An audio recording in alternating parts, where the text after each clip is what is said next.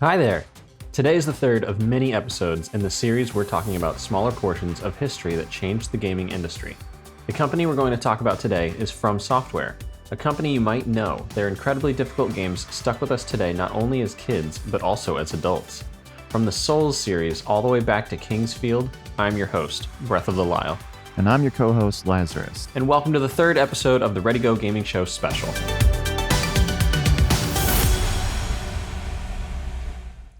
The story of From Software goes all the way back to 1986, where it was created as a productivity software developer in this part of Tokyo.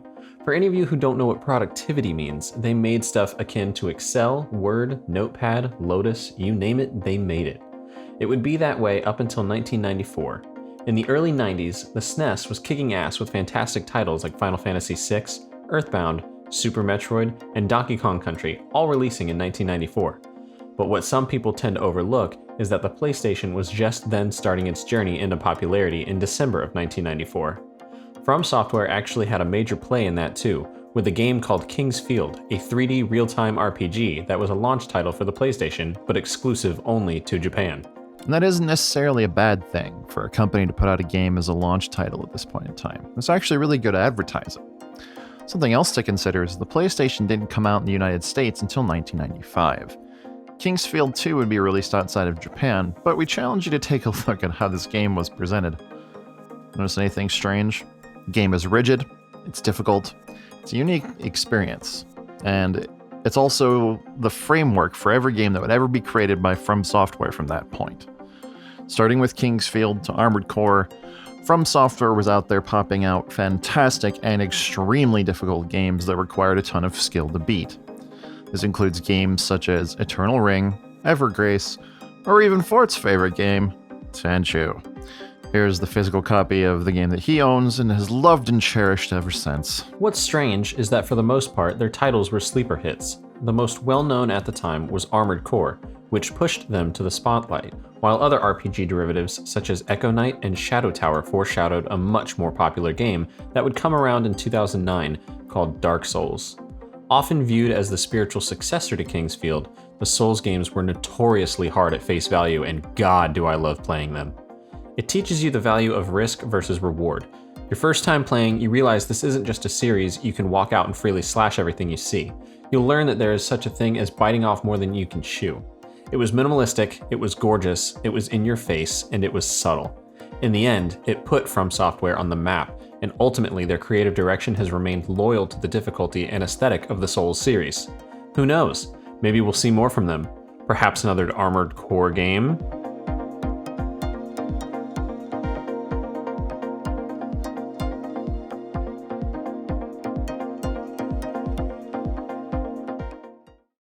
Now it's time to talk about some of the franchises that From Software brought to the industry. There aren't that many, so it shouldn't take too long. When you think of Japanese games with sci-fi elements, you likely think Gundam. After all, mecha combat has been a huge deal in Japan all the way back from the 1940s with Genshiroku Jinzo Ningen.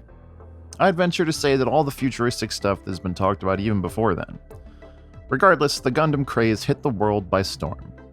And there are a ton of games that address this. One of the major titles that really captured the energy and action of mech fighting was Zone of the Enders, which director Tomoshiro Shibuya was competing with when he directed Another Century's Episode, or ACE.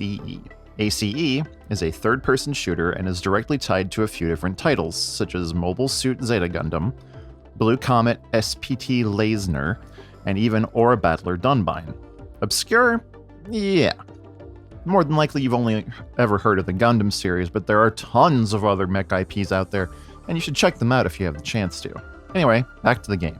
The first ACE game was a Japanese exclusive, which is unfortunately true for the entire series. The plot is the same as you might expect.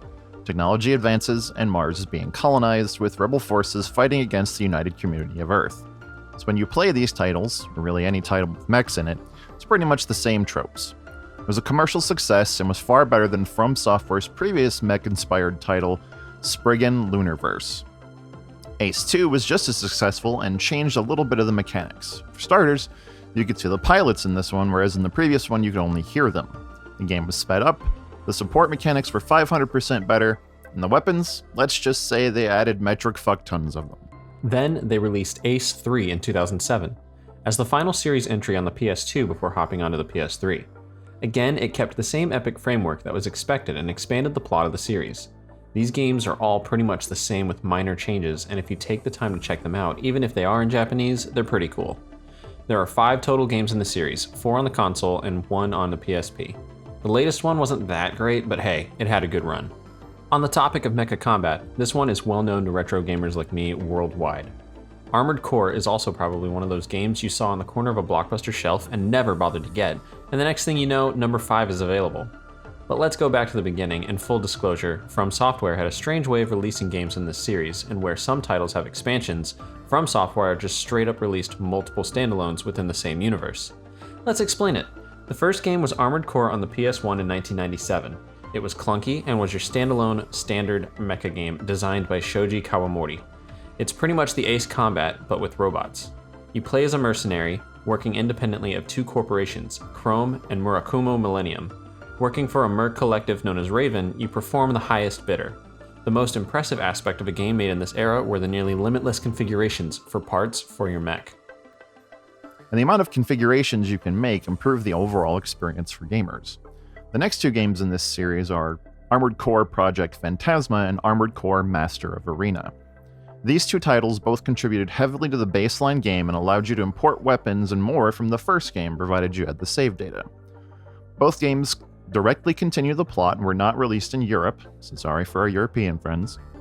The next game up would be Armored Core 2, the first entry for the PS2. Armored Core 2 continues the story from Master of Arena, and it improved the graphics to a great degree. The beauty within this franchise is just how open it is.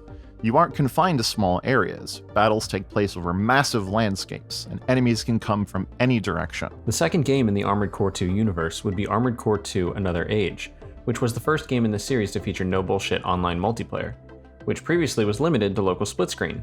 Oh, and that no bullshit online multiplayer I just spoke about?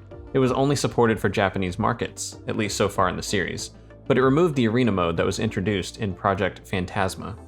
By now it was obvious that these games were the same games, just repackaged over and over again, and that came to fruition with Armored Core 3, which was met with subpar sales and reviews. Which in and of itself was frustrating, as Armored Core 3 was meant to be a reboot to the series, breaking away from all the lore that had already been established for its core fanbase. This effectively rewrote the story from start to finish, but kept the same core elements of the story from the first title. As expected, there was another entry within the game, this time called Silent Line Armored Core, also known as Armored Core 3 Silent Line, and as expected, it had the same reception as the aforementioned Armored Core 3. Moving forward, there were 2 more games under the 3 subseries, Armored Core Nexus and finally Armored Core Last Raven, both of which were, sadly, subpar entries in the series. Unfortunately, this became the standard for Armored Core games, and that includes the next 2. First, we have a PSP standalone called Armored Core Formula Front, and a PS2 standalone that is a spin-off of Nexus called Ninebreaker, both of which were frustrating at a fundamental level. Ninebreaker itself was only an arena game and lacked any semblance of a storyline. Essentially, it was a tutorial for something much, much bigger coming soon on the PS3. And of course, by much bigger, we mean another reboot. Armored Core 4. Given that this was on the PS3, there was much more potential for better graphics and controls and a totally different plot. With almost 5 titles that were unremarkable, this was the opportunity for From Software to really stand out. And again, they fell short. Armored Core 4 Answer, well, you can see from the footage, is pretty much the same. To be honest, there really isn't a point to keep going. After the original Armored Core trilogy for the PS1, there really hasn't been anything remarkable from the series. Sure, there's Armored Core 5 and its derivatives, but they'd never maintained the same power and energy of those games. This series is weird. Think Fatal Frame, but on a smaller scale, while walking around much more slowly. The graphics were decent enough, at least, to where you could know what you were looking at. I mean, looking at this footage, you can see that it's your generic 3D that the PS1 tried to pull off, and that it's in first person, so yeah, some things look a little off. But that's okay, because the graphics aren't really the shortcoming for this game. That would be just how quiet it is and how boring it can be. You play as Richard Osmond, whose sole job is to find out what happened on a ship and some stones that are relevant to the story. I'll be honest with you, it isn't that great a game, and to some people it might not even be a fun game. That's totally up to you to decide. But it was enough to kick off some more titles. For example, the sequel Echo Knight 2, The Lord of Nightmares, was pretty much the same game but had an unrelated story, even though the protagonist was the same guy as before. The audio was a little bit better, but it still feels like the same game. Also, it was solely released in Japan. The most recent title was in 2004 for the PS2 called Echo Knight Beyond, and it's totally unrelated. But now featuring the same guy getting married and taking a honeymoon on the moon. No, I didn't just have a stroke reading that. You are newly married and going to the moon for a honeymoon. Ugh, it brings a whole new meaning to that, doesn't it? It's the same game. Same principles with a fresh coat of paint on a more modern style, no more, no less. Ultimately, this is a severely lacking series, so don't feel bad if you skip it. Oh man, this takes me back. Back when I was but a wee lad and I went to Funkoland every weekend with my dad, I got a chance to see Kingsfield. And when you see Kingsfield, think old school Dark Souls, because this game series would later heavily influence that series. So if you haven't checked it out, you definitely should.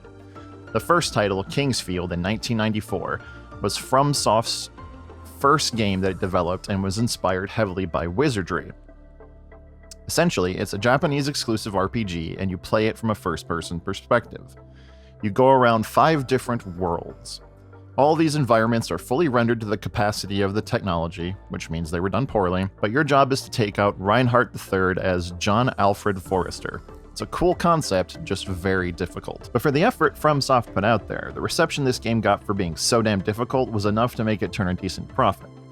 It's ironic how that works sometimes. Bad press can be your best ally. The follow-up would be Kingsfield 2, the first worldwide release in the series.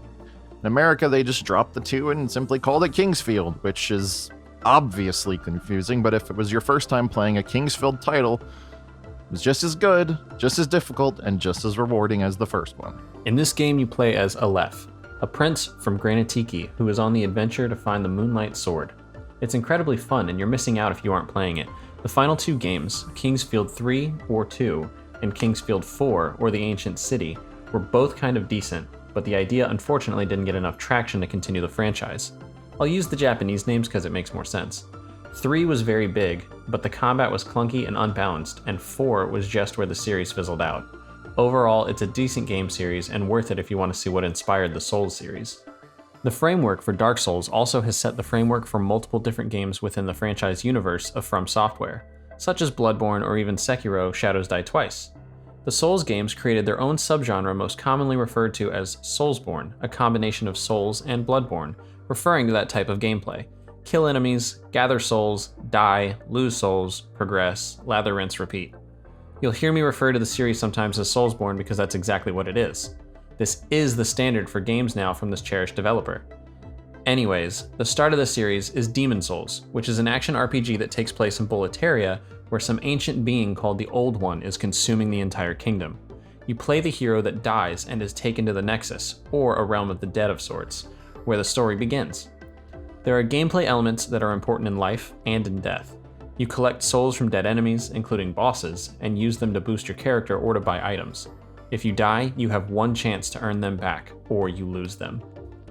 It's a simple formula that at the time it was released, people weren't ready for it.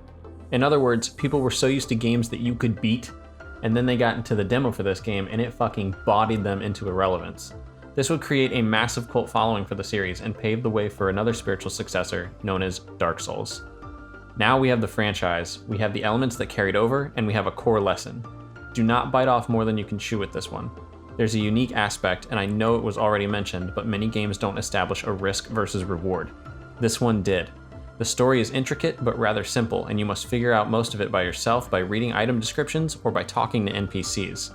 There is one expansion, Artorias of the Abyss, and it's a fantastic story and so sad. The sequel, Dark Souls 2, kept all the core mechanics with slight minor gameplay changes from the previous game and upped the difficulty even more.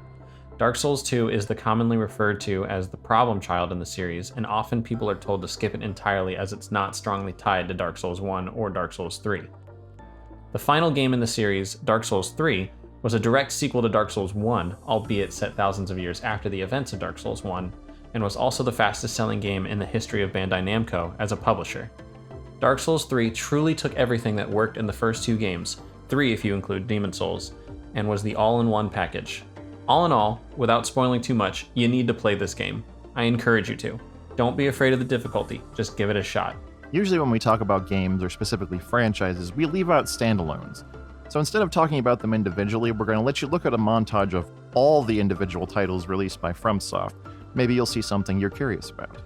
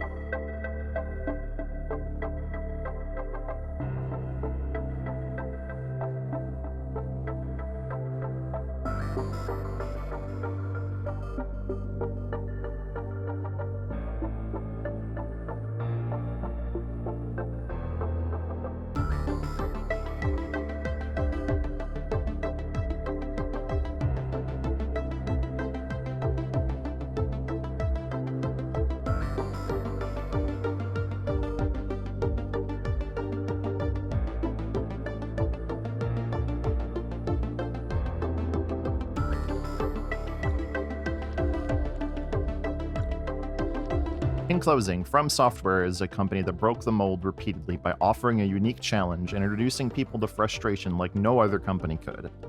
Again, it's worth checking out even the old games you saw from them, as their evolution has been simply phenomenal. As always, if you liked what you saw, we encourage you to check out the other projects from our team, such as the main series of the Ready Go Gaming Show, which will be starting Season 2 very soon. Take care, and we hope you learned a little bit today.